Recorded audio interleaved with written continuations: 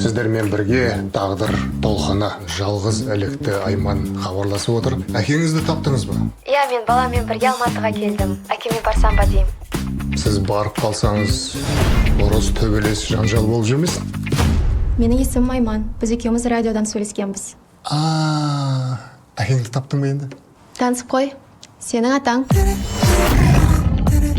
Қайдағы атамын мен? Сен маған мүлде ұқсамайсың. Қанымыз бір болса болды емес па? Сонда да ДНК тапсырамыз. Иттіктілік жасап отыр, қызын тастап кетіп.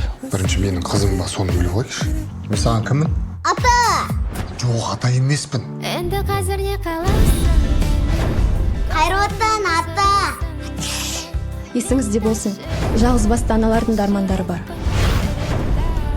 Балам емес, басым бос. Сен неге сондай Келгеді. Бүкіл Қазақстан білсін, сіздің некесіз қызыңыздың бар екен. Анаңның өмірін құттым деп, менің де өмірімді құттайын дедің ба? Ақша үшін жүр деп ойлайсыз ба? Басқа не үшін? Мал екенсің бар ғой, досым. Бетіңе етейін.